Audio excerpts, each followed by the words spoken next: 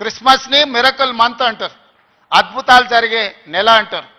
December 9, 2009కి చరిత్ర పుటలలో ఒక గొప్ప పేజీ ఉన్నది. మొట్టమొదటి తెలంగాణ రాష్ట్ర ప్రకటన డిసెంబర్ 9, 2009 నాడు జరిగింది. అందుకే డిసెంబర్ నెల అంటే నాకు అత్యంత ఇష్టం. మళ్ళీ డిసెంబర్లో ఆర్ట్స్ కాలేజ్ దగ్గర మీటింగ్ పెట్టండి, నేను వస్తా. మీకేం కావాలో అక్కడికక్కడ అన్ని మంజూరు చేసి జీవో ఇచ్చిపోతా. మొత్తం లెక్క పెట్టండి, ఏం పనులు కావాలో నాకు చెప్పండి. అన్ని రిక్రూట్మెంట్స్తో సహా మీరు ప్రణాళికలు చేసుకోవాల్సింది. నేను మంజూరు చేసేదే నా బాధ్యత.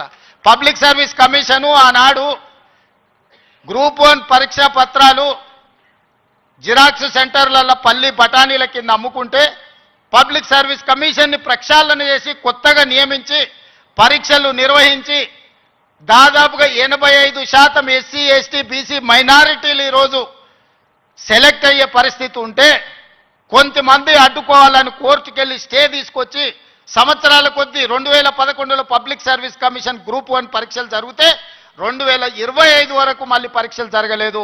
14-15 ఏళ్ల తర్వాత నేను పరీక్షలు నిర్వహిస్తే ఫలితాలను ప్రకటించకుండా అడ్డుకుంటున్నారు. విద్యార్థులారా మీరు ఆలోచన చేయండి. 60,000 ప్రభుత్వ ఉద్యోగాలు ఒక్కొక్కరి తలలు లెక్కబెట్టి ఎల్బీ స్టేడియంలోనే వాళ్ళ కుటుంబాలు వాళ్ళ తల్లిదండ్రులను పిలిచి నియామక పత్రాలు అందించి 60,000 ప్రభుత్వ ఉద్యోగ ఖాళీలను మొదటి సంవత్సరంలోనే భర్తీ చేసిన. విద్యను పెంచాలి, విద్యను పంచాలి అని 11,000 మంది టీచర్లను 55 రోజుల్లో నోటిఫికేషన్ ఇవ్వడమే కాదు, రిక్రూట్ చేసి నియామక పత్రాలు అందించిన తెలంగాణ రాష్ట్రంలో కొన్ని కారణాల వల్ల ఎస్సీ కేటగరైజేషన్ ఇతర అంశాల వల్ల రిక్రూట్మెంట్ను వాయిదా పెట్టినా ఈరోజు ఆ సమస్యను పరిష్కరించుకొని దాదాపుగా ఇంకో 40,000 ఉద్యోగాలను రాబోయే 6 నెలల నియామకాలు చేపట్టి 2.5 సంవత్సరాలు పూర్తి చేసుకునే లోపల 1,00,000 ఉద్యోగాలు భర్తీ చేయాలి ప్రభుత్వంలో అని ప్రయత్నం చేస్తున్నా. ఇతర దేశాలు ఇతర రాష్ట్రాలు పర్యటించి పెట్టుబడులు తెచ్చి ప్రైవేట్లో దాదాపుగా 20 నెలల్లో 1,50,000 ఉద్యోగాలు ఈరోజు ప్రైవేటు రంగంలో మనం కల్పించినాం. ఈరోజు తెలంగాణ రాష్ట్రము అభివృద్ధి చెందిన రాష్ట్రంగా ఈరోజు వేగంగా ప్రయాణం చేస్తుంది. Self collection of revenue, law and order, policing ప్రతిదీ దేశంలోనే నెంబర్ 1 రాష్ట్రంగా ఈరోజు కేంద్ర ప్రభుత్వం గుర్తించింది. నేను చెప్పట్లేదు, కేంద్ర ప్రభుత్వం నివేదికలు చెప్తున్నాయి. శాంతి భద్రతలను కాపాడడం నుంచి మొదలు పెడితే ఈరోజు నిత్యావసర వస్తువుల ధరలను నియంత్రించడంలో ఇన్ఫ్లేషన్లో కూడా Telangana is lowest inflation state in the country, 1.5. బయట రాష్ట్రాలకి జాతీయ స్థాయిలో 8% ఇన్ఫ్లేషన్ ఉంటే ఇతర రాష్ట్రాల 6-7% ఉంటే నిత్యావసర వస్తువులను నియంత్రించి 1.5% ఇన్ఫ్లేషన్ ఉన్న రాష్ట్రంగా తెలంగాణ మొట్టమొదటి స్థానాన్ని ఆక్రమించింది. ఎన్నడైనా ఆలోచన చేసిండ్రా? సన్న బియ్యం ప్రతి పేదవాడికి 3,10,00,000 మందికి ఈరోజు సన్న బియ్యం తింటున్నారంటే 60 రూపాయల కేజీ ఉన్న సన్న బియ్యం ఇవాళ 45 రూపాయలకే మార్కెట్లో దొరుకుతున్నాయి. అంటే 3,10,00,000 మందికి ఈరోజు రాష్ట్ర ప్రభుత్వం సన్న బియ్యం ఇవ్వడం. రేషన్ కార్డు అడగాలంటే అదో అమెరికా వీసా లాగా ఉండే ఒకనాడు. ఇవాళ ప్రతి పేదవాడికి రేషన్ కార్డు ఇచ్చి ఇంటింటికి వెళ్ళి నీకు రేషన్ కార్డు కావాలన్నా తీసుకో అని చెప్పి ఈరోజు ఇస్తున్న ప్రభుత్వం మనది కాదా? ఈ ప్రభుత్వం ఉన్నదే మీకోసం. వీటిని అమలు చెయ్యాలి అంటే నియమ నిబంధనల ప్రకారం మనం పనిచేయాలి. ఉద్యోగ నియామకాలు ఇవ్వాలి అంటే నేను నోటిఫికేషన్ ఇవ్వాలి. ప్రభుత్వ శాఖలలో ఖాళీలను తెచ్చుకోవాలి, రేషనలైజేషన్ చేయాలి, ఎక్కడెక్కడ ఖాళీలు ఉన్నాయో గుర్తించాలి. ఆ ఖాళీలను పబ్లిక్ సర్వీస్ కమిషన్కో, పోలీస్ కమిషన్కో, లేకపోతే మెడికల్ అండ్ హెల్త్ డిపార్ట్మెంట్ ద్వారానో ఈరోజు నియామకాలు చేపట్టడానికి ఒక ప్రాసెస్ ఉంది. ఆ ప్రాసెస్ ప్రకారం మనం ఈరోజు చేసుకుంటున్నాం. ఒకనాడు నోటిఫికేషన్ల కోసం మీరు ధర్నాలు నిరసనలు చేసేది. నేను మీద నోటిఫికేషన్లు ఇస్తే అశోక్ నగర్ చౌరస్తాలు, అమీర్పేట చౌరస్తాలు రోజు నిరసనలు. ఇన్ని నోటిఫికేషన్లు మాకు వద్దని మొట్టమొదటిసారి తెలంగాణ రాష్ట్రంలో నోటిఫికేషన్లు తగ్గించడం ఉద్యమం జరిగింది. అందుకే మిత్రులారా, మీకు అనుమానాలు ఉంటే నివృత్తి చేస్తా. కొన్ని రాజకీయ పార్టీలకు కొంతమందికి అధికారం పోయినా కడుపుమంట ఉంటుంది, బాధ ఉంటుంది, దుఃఖం ఉంటుంది, ఆవేదన ఉంటుంది.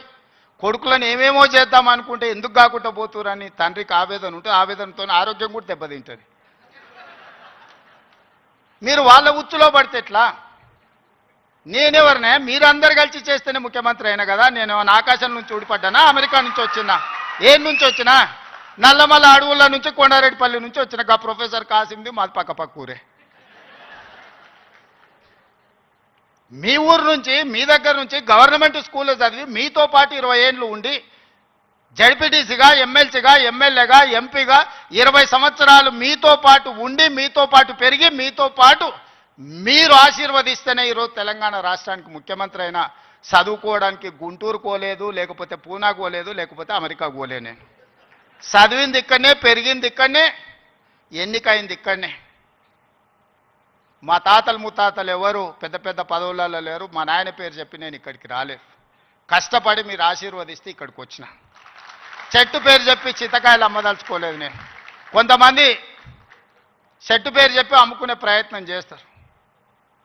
అట్లాంటి వాళ్ళని చూస్తున్నాం. వాళ్ళకి బాధ ఉంది, దుఃఖం ఉంది, కోపం ఉంది. ఎందుకంటే ఉన్న పదంగా ఒక రైతు బిడ్డ ముఖ్యమంత్రి అయితే ఎట్లా, దొరల చేతులు ఉండాల్సిన పెత్తనం పేదోళ్ళ చేతులకు పోతే ఎట్లా అని వాళ్ళకి ఆవేదన ఉంటుంది. అర్థం చేసుకోవచ్చు వాళ్ళ ఆవేదన ఏందో. అట్లాంటి వాళ్ళ ఉచ్చుల పడకండి. సమస్య ఉంటే నాకు చెప్పండి. నా మంత్రులందరూ అందుబాటులో ఉన్నారు. మీ మంత్రి లక్ష్మణ్ ఎవరే? మీ మధ్యలో ఉండేటోడే కదా. పొన్నం ప్రభాకర్ ఎవరే? విద్యార్థి రాజకీయాల నుంచి వచ్చినోడే కదా. ఏ పేరైనా తీసుకోండి. ఈరోజు నా మంత్రివర్గంలో ఉన్నోళ్ళు మీకు అందుబాటులో ఉండనోళ్ళ, మీరు కలిస్తే చెబితే విననోళ్ళ. ఇవాళ ప్రొఫెసర్ కోదండరామ్ గారిని ఎమ్మెల్సీగా చేసినాం. ఎందుకు? మీ సమస్యలు విని చట్టసభలలో ప్రస్తావిస్తాడని. కుట్ర చేసి సుప్రీంకోర్టుకి వెళ్ళి కొట్టేపించారు. నేను మళ్ళీ చెప్తున్నా, సార్ 15 రోజులు మళ్ళీ ఎమ్మెల్సీకి పంపుతాం. ఎవడడ్డం వస్తాడో చూద్దాం.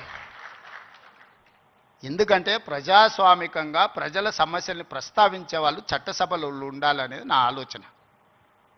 అలాంటి వాళ్ళని నువ్వు పంపించినప్పుడు వాళ్ళకు కూడా పదవి ఉండొద్దని సుప్రీంకోర్టు వరకు పోయి కోట్ల రూపాయలు పెట్టి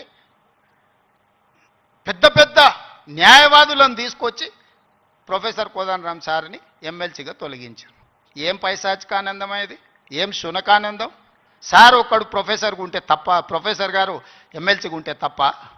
మీ ఇంటిల్లి పాది మంత్రులు ఉండొచ్చు, ముఖ్యమంత్రి ఉండొచ్చు, ఎమ్మెల్సీలు ఉండొచ్చు, ఎంపీలు ఉండొచ్చు, అన్నీ మీ కుటుంబం ఉండొచ్చు. కానీ పొలిటికల్ చేసి చైర్పర్సన్గా పనిచేసిన కోదండరామ్ గారు ఒక ఎమ్మెల్సీ ఉంటే మీ దుఃఖమేందని అడుగుతున్నా. నా మీద తీటు ఉందంటే నేను అర్థం చేసుకుంటా. ఆ సార్ ఏందే పాపం, ఇంటి తలుపులు వలగొట్టినా ఏమనలే సారు. నేనైతే చెంపలు వలగొడుతుంటే. ఆయనను కూడా ఉండొద్దు ఎమ్మెల్సీగా అంటే ఎట్లాంటి ఆలోచనలతో ఉన్నారో ఒకసారి ఆలోచన చేయండి. నేను కాకుండా ఇంకెవరైనా ఉంటే కుమార్ గారు వైస్ ఛాన్సలర్ అవుతుండేనా? మీరు చెప్పండి, మీరు ఆలోచన చేయండి. జానయ్య గారు అక్కడ అవుతుండేనా వైస్ ఛాన్సలరు? ఈ సామాజిక చైతన్యం ఆనాడు దయాకర్ ఉద్యమంలో యాక్టివ్గా ఉన్నాడు కదా. 10-12 ఏళ్ళు పాపం ఏది రాకుండా అందరు అడ్డం